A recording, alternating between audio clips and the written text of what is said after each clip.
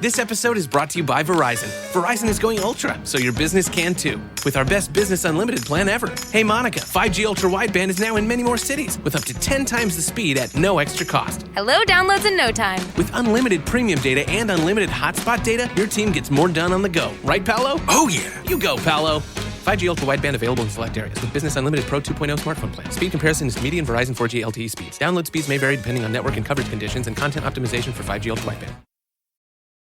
This episode is brought to you by Perfect Snacks. Looking for a nutritious and delicious snack? Look no further than Perfect Snacks. They have a variety of products made with freshly ground peanut butter, honey, and 20 organic superfoods. It'll be love at first bite. And now for a limited time, they're offering a chance to try their refrigerated protein bars for free. Just sign up for email or text, upload a picture of your receipt, and they'll reimburse you for the cost of one bar. To get a free Perfect Bar today, visit perfectsnacks.com/Spotify.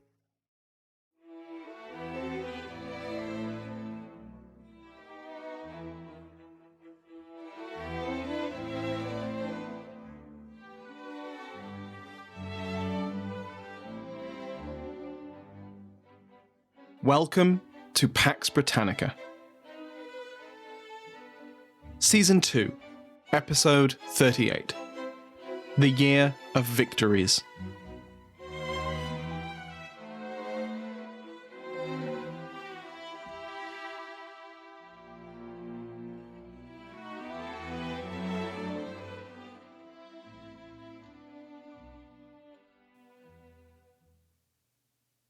Welcome back to Pax Britannica. I'm your host, Samuel Hume. Before we begin today, I'd like to thank my Patreon House of Lords, which has been joined by the Countess of Lennox, Harriet Buchanan, and Chad, Earl of Clarendon. If you'd like to find out more, go to patreon.com/Pax Britannica. Last week, we saw the misfired start of the Marquis of Montrose's royalist campaign in Scotland. After finally receiving a commission from Charles I to prosecute a war against the Scottish Covenanter regime, Montrose had travelled to the north of England to get an army from the Earl of Newcastle. He received this army and crossed the border, but the expedition didn't amount to much. Many of the English soldiers mutinied and returned home, the Scots in the southwest didn't flock to the king's banner, and Montrose had to retreat back into England when the Covenanters noticed him. Far to the northeast, the royalist Marquis of Huntly was spurred to rebellion against the Covenanters, but he quickly abandoned the cause when he found himself outnumbered and without allies.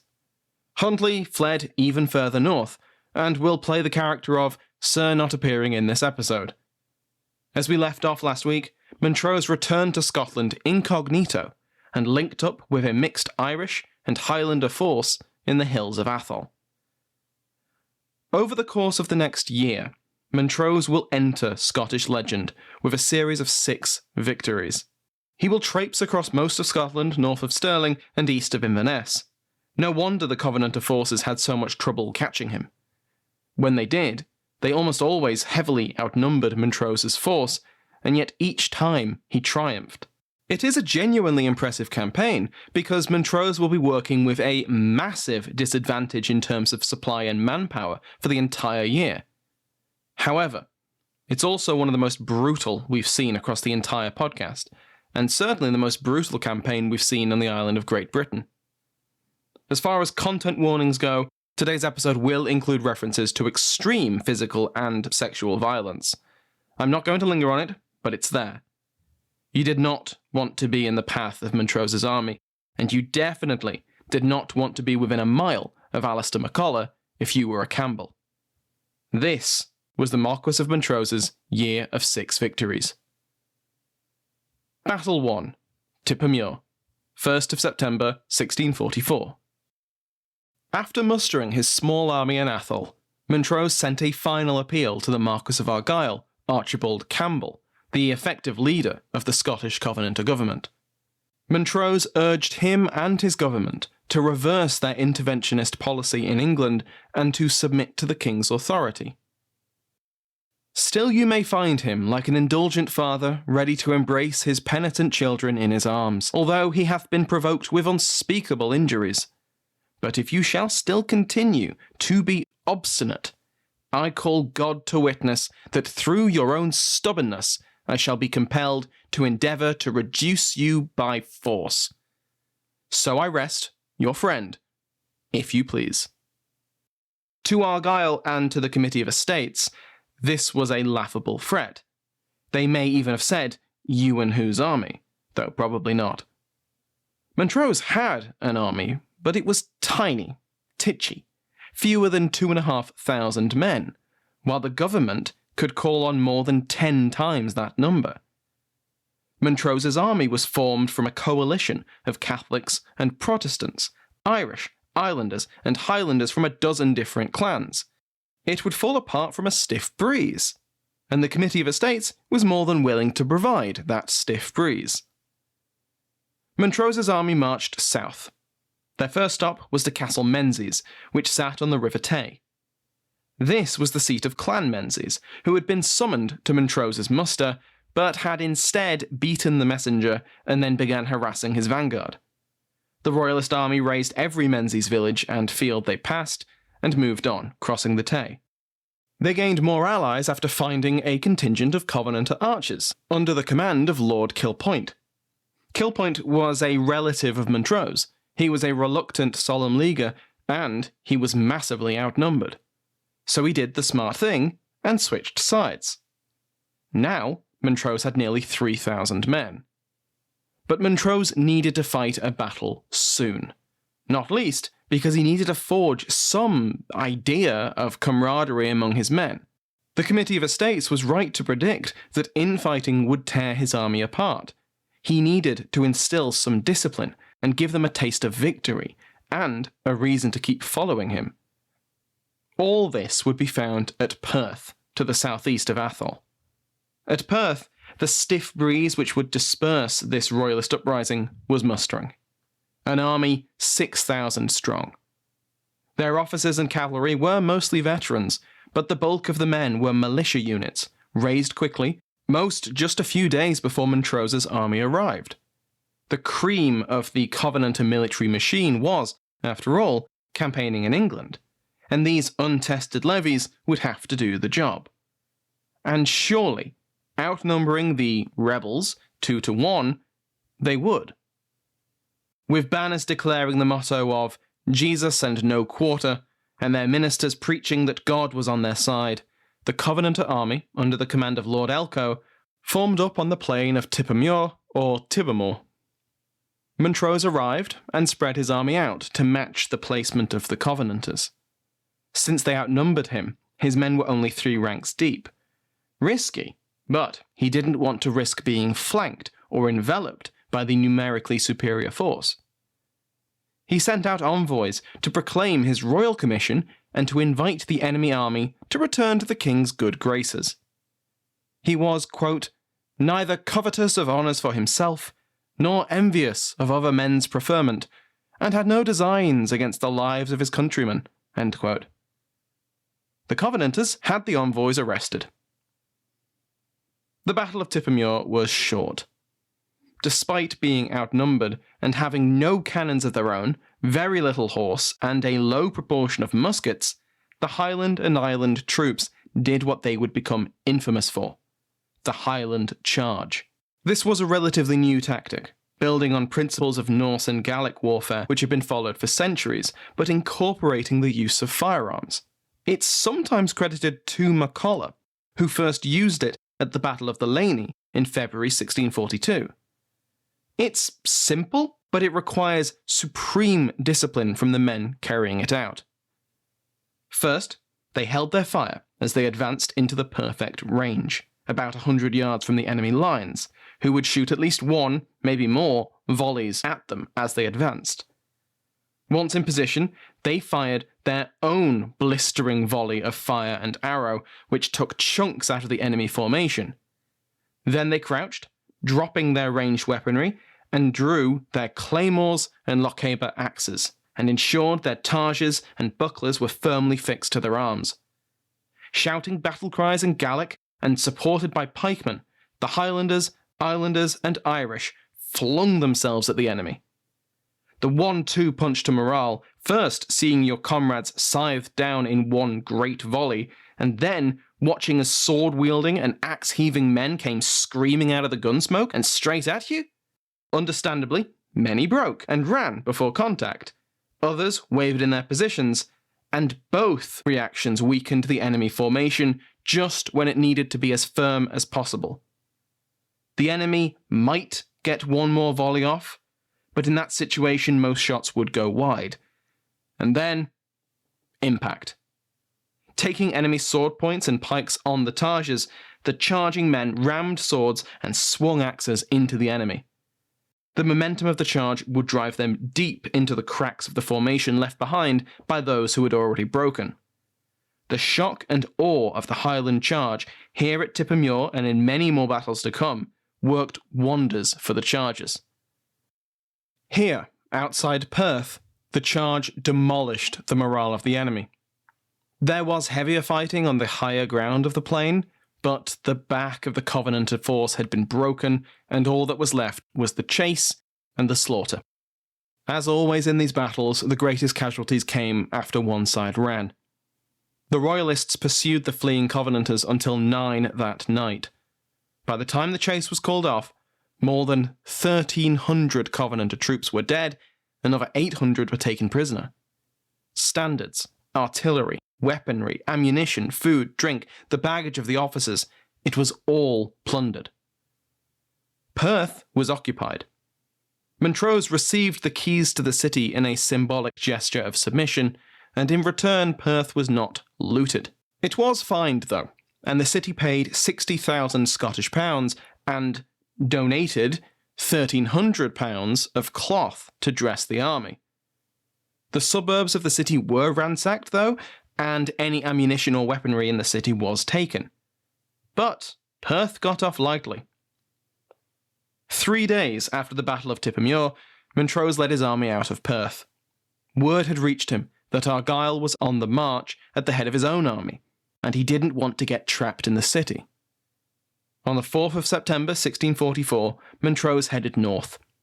On the way, many of his Athol men returned home. They'd come for many reasons, but loot was near the top, and Perth had been oh so generous. And even now, in the wake of a great victory, we see one of the lethal cracks in Montrose's campaign. He was leading a coalition of forces with very different priorities and varying loyalties. Case in point, en route to Dundee, Montrose was woken to find his kinsman, Lord Kilpoint, assassinated by one of his own retainers. Montrose made a great show of his grief for Kilpoint, cradling his lifeless body and weeping. But this may or may not have been fully sincere. It was expected, it was traditional to show this level of grief, and Montrose was a very capable politician. Battle 2. Aberdeen, 13th of September 1644. Poor Aberdeen. I fully admit I'm biased, but it really does seem like Aberdeen suffers the most out of all of Scotland's royal boroughs during this period. After demanding the surrender of Dundee, which was refused, and seeing that the rich city with its busy harbour would withstand a siege, Montrose continued north, retracing his steps from the First Bishops' War. This time, he was leading a royalist army against a Covenanter one, rather than the other way around. And were it not for Viscount Aboyne serving in the Carlisle garrison, Montrose would have probably been riding alongside his former opponent in the Battle of the Brigg Dee. This time, Montrose had crossed the River Dee much further west. There would be no bridge to act as a choke point for his advance. Aberdeen had been held by the Covenanters since Argyll had marched against the Marquess of Huntly earlier in the year. It had never been a stronghold of Covenanting, either with the National Covenant or the Solemn League and Covenant. Yet when Montrose arrived on the outskirts of the city on the 13th of September, the Covenanter commander, Lord Burleigh, had managed to collect enough Covenanter soldiers, including survivors of Perth, to make a core force which was supplemented by a militia drafted from Aberdonian citizens. It totaled around 3,000 men. Montrose was once again heavily outnumbered. With the losses from Tippermuir, the desertions by many of the Highlanders, he had around 1,500 men in his own army, He formed his force up on the fields of Justice Mills, just outside the city, and faced the forces of Burleigh. Like at Perth, Montrose sent an envoy and a drummer boy to the city to meet with the city burgesses. He demanded Aberdeen's immediate surrender, and failing that, urged them to send the women and children out of the city, as he would offer no quarter to anyone who stayed once the city fell. The burgesses conferred, offering their guests food and alcohol as they drafted a reply. When it came, it was a refusal, but not a firm one. It was, as Cowan puts it, a profession of qualified loyalty to the Covenant. Maybe they could have been negotiated into surrendering the city, or the burgesses might have bought off Montrose with supplies. The Covenanter grip on Aberdeenshire was strained, and Montrose could, and should, have used a soft touch with one of the few royalist-leaning areas of Scotland. Maybe that was Montrose's plan. But when the envoy and the drummer boy began their walk back to their own lines, one of the survivors of Perth levelled their musket and shot the boy dead. Why they did this, I don't know. Maybe they'd intended to shoot the envoy, and the inaccuracy of the weapon put toll to that idea. Maybe it was an accident, a misfire. Maybe they just wanted revenge for losses at Tippermuir. Either way, it's an unorthodox negotiating strategy. Montrose was furious, as you would be, and he ordered an immediate attack. With his small number of cavalry on his wings, and MacCollar and his Irish in the centre, the Royalists repelled a Covenanter cavalry charge.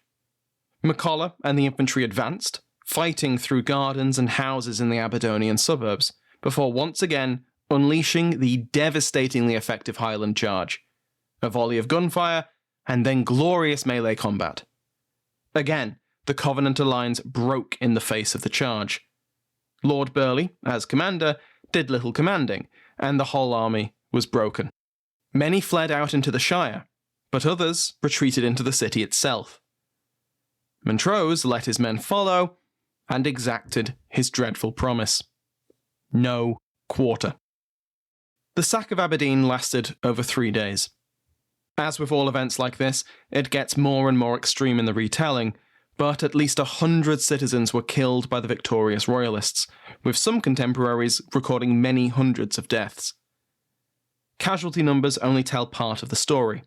I'll read from Cowan's biography of Montrose here. Quote, "The victorious army exacted a terrible price for the life of Montrose's drummer.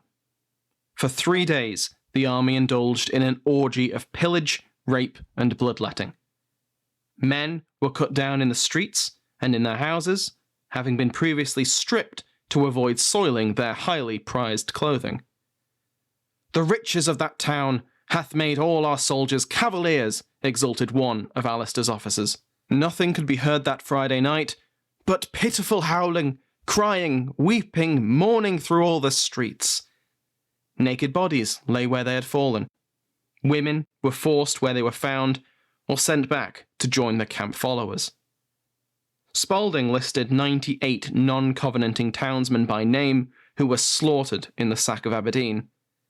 They included advocates, burgesses, merchants, maltmen, fishermen, tailors, wrights, millers, websters, a piper, cordoners, a cooper, a student, a cook, and a gardener. There was hardly a man left to bury the dead. Montrose did attempt to stop the violence after the first night, but he'd let his men off the lead. They wanted blood. They wanted plunder. They wanted women. The appalling brutality of the sack of Aberdeen was, besides anything else, incredibly counterproductive for a commander who was fighting essentially asymmetric warfare. Hearts and minds were needed to provide supplies and reinforcements. Aberdeen and its surrounding area had only been unwillingly part of the Covenanter cause. The militia, who had been butchered on the fields of Justice Mills, had been unwillingly conscripted. But through his actions and the actions of his men, Montrose had shattered any loyalty the locals had to the king. Aberdeenshire would have been a valuable recruiting ground in the lowlands, granting Montrose a counterweight to the Highlander dominance of his army. Montrose was known there. He had been honoured by the city 15 years before, and he'd gone out of his way to avoid unnecessary damage and death the last time he'd conquered it. Evicting the Covenanter garrison might have won him many friends. Instead, as Cowan puts it, frustrated by the lack of support he attracted, desirous of making an example, anxious to manifest his authority he may have been. But he was guilty of one of the most unforgivable atrocities of the Scottish War. On that Black Friday, a part of the gentle Montrose perished forever. Montrose appears to have been unrepentant. From the Mercat Cross, he proclaimed his commission to bring, quote, fire and sword to Scotland to enforce the king's authority. The next week, when news of Argyll's imminent arrival reached him, Montrose ordered his army out of the city. He left one of Scotland's richest boroughs a burning wreck. Hundreds of its citizens were dead, thousands had been robbed, injured, or subjected to appalling violence. Aberdeen would find little relief from the Covenanters. Appeals for taxation relief or financial support to help rebuild were denied due to their previous royalist leanings. Like I said, poor Aberdeen.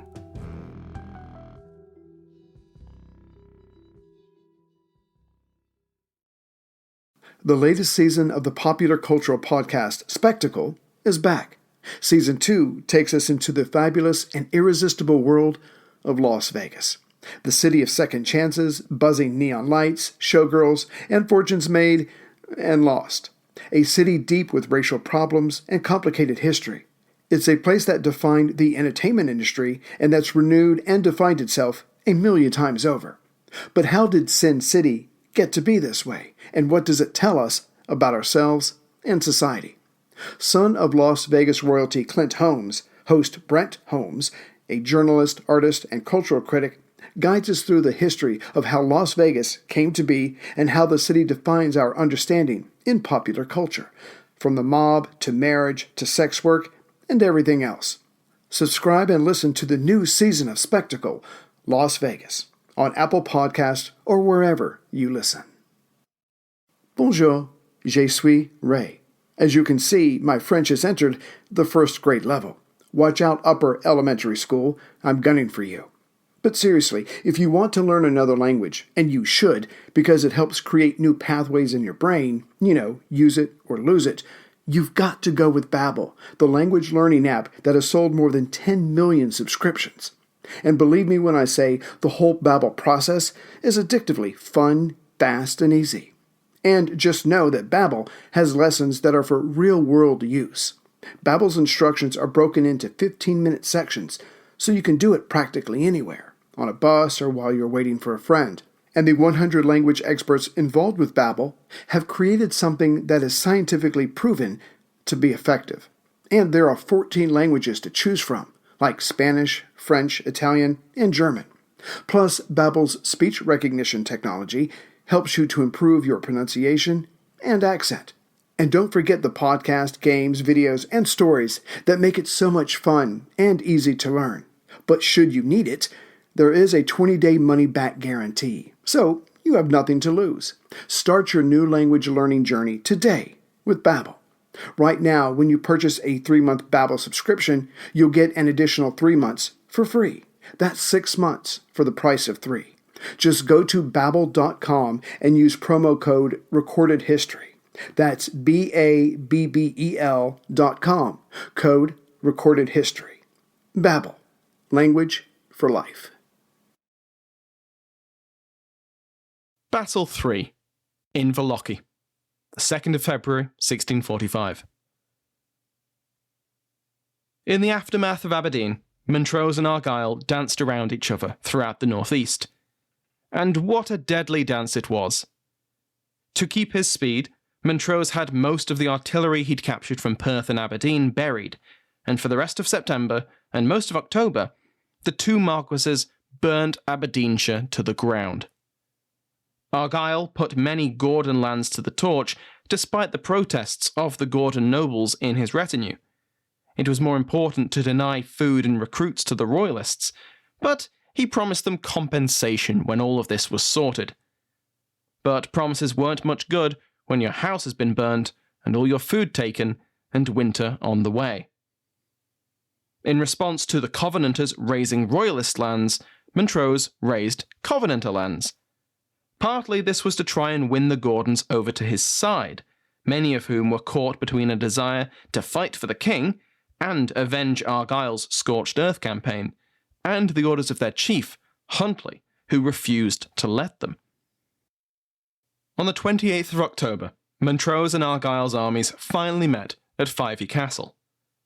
Again, Montrose was outnumbered by more than 2 to 1, but nothing close to a battle really happened. The Covenanters sent cavalry to skirmish, but they were easily beaten back by Irish musketeers. Montrose was in too good a defensive position, and Argyle was no military genius. Argyle withdrew, and after 2 more skirmishes and some half-hearted negotiations, the 2 armies prepared to wait out the winter. Argyle resigned his commission.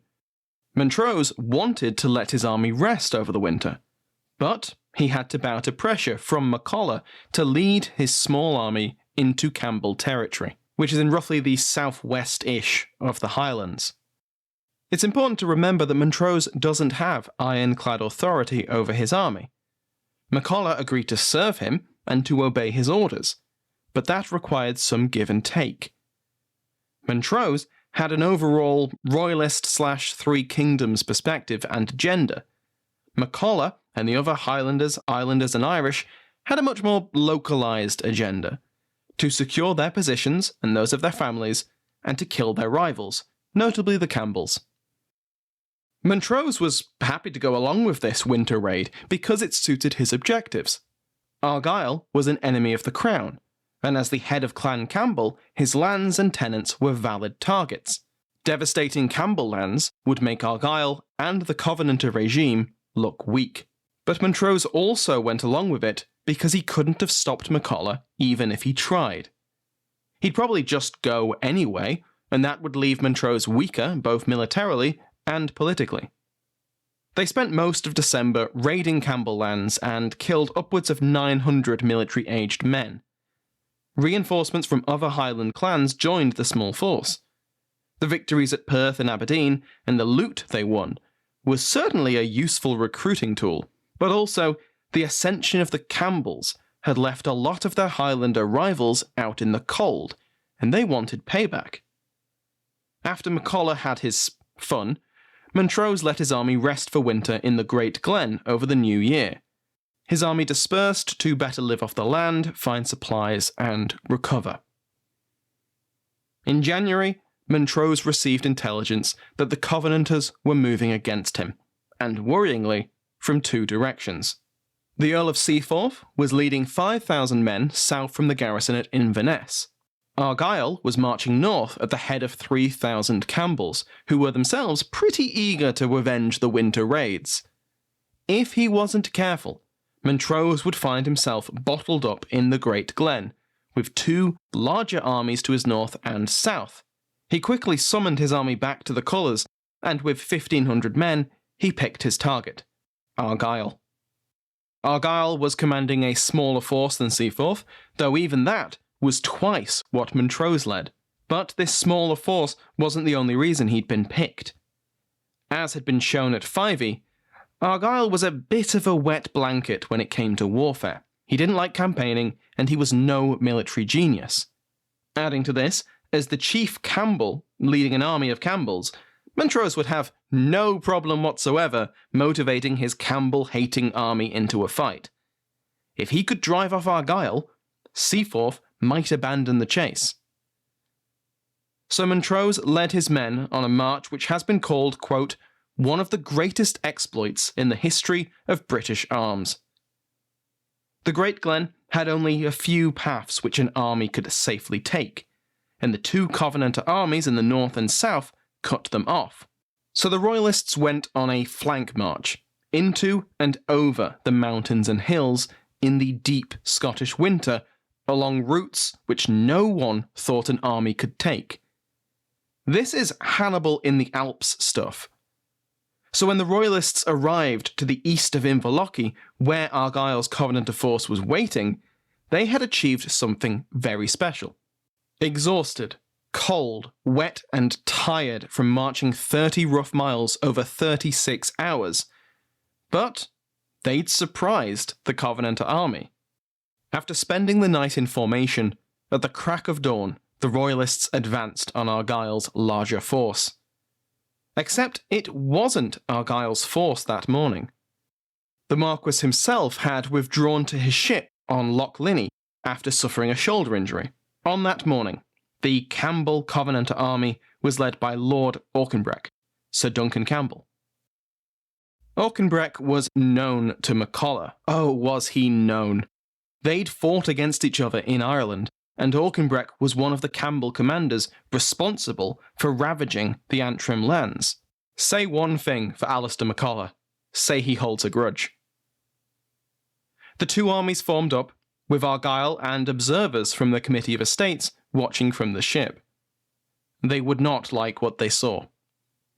Again, as at Perth, Montrose's army was spread thin to match the breadth of the enemy army. Again, the Royalists unleashed the Highland charge, directed against the left and right wings of the enemy army.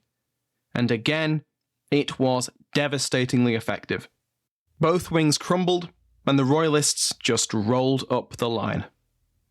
With the Covenanters and Campbells running for their lives, the real slaughter began. By Lochaber axe and claymore, an estimated 1,500 men were massacred. It doesn't seem to have mattered which direction they ran. Those who ran for Inverlochy Castle were intercepted.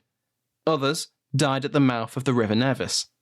Still more met their end at the site of the modern town of Fort William. The graves of those who fled into Glen Nevis can still be seen today. MacColla himself chased men all the way up the road until they neared Loch Llandara, nearly a dozen miles away. He returned to the battlefield for something he wouldn't miss for the world. One of those taken prisoner was Lord Auchenbreck. Famously, MacColla offered his old enemy two choices in Gaelic: to become longer or shorter, death by hanging or death by beheading.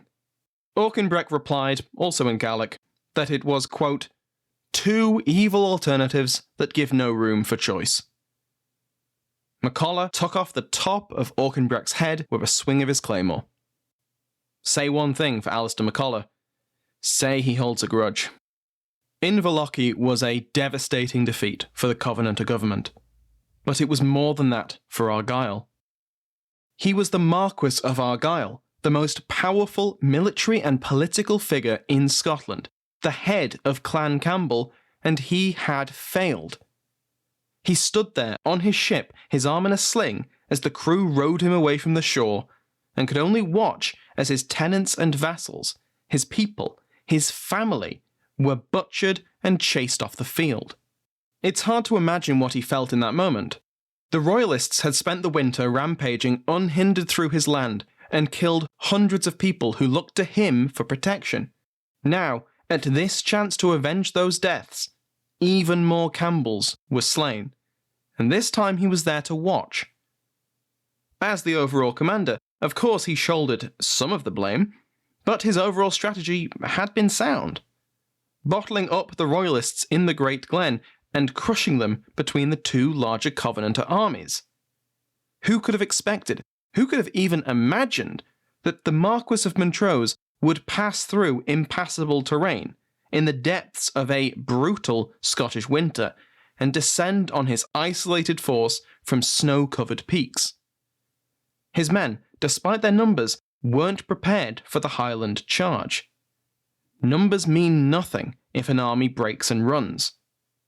Well, they mean one thing: more dead men on the field. There, but for the grace of God, was he. If not for his shoulder, or, in the judgment of his enemies, his cowardice, he too might have felt the sting of MacColla's claymore. The destruction of one Covenanter army led to the dissolution of another. The Earl of Seaforth, all the way at the other end of the Great Glen, heard the news. Montrose had taken on a force twice his size, emerging from somewhere no army had any right to be, and he'd won.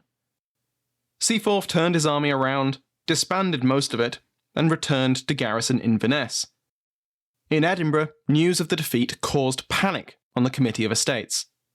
Montrose, McCulloch, and other leading royalists were convicted of high treason in absentia, which is interesting for 3 specific reasons. 1, that it took so long for the committee to take this step. Montrose was, after all, in open rebellion against their government. 2, again, we see these revolutionary governments in both England and Scotland charging people with treason due to fighting for the king. 3, that from now on, Montrose could fully expect to meet the headsman's axe or the maiden if he were ever captured by the Covenanters. As it turns out, though, he will meet neither. The committee sent another army rushing north, under the command of Lieutenant General William Bailey, to try and block any moves south from the victorious royalists. But they needn't have bothered. Montrose returned north. He needed more men, and perhaps now, finally, Huntly and the Gordons would take notice that someone was fighting for their cause, he was winning, and together they could end this. Next week, we will cover the other 3 victories of Montrose's Year of Victories. By the end, he will reach the pinnacle of his ambitions, Master of Scotland. But it will be a precarious position. Thank you to my entire House of Lords, including Frederick, favourite of the King, the Duke of Clarence, Rory Martin, the Marquis of Argyll, Bruce Simmons. Sorry, Bruce, this episode was not a good one for the Marquis of Argyll. The Earl of Tankerville, Christopher Burton. Remember that every patron, regardless of rank, receives an RSS feed, which you can put in any podcast app to listen to the podcast ad-free. Thank you to everyone who has supported me on Patreon, or donated through PayPal, left a review, or told a friend about the podcast. Thank you to Sounds Like an Earful for the interval music used in today's episode, to my entire House of Lords, and to you for listening.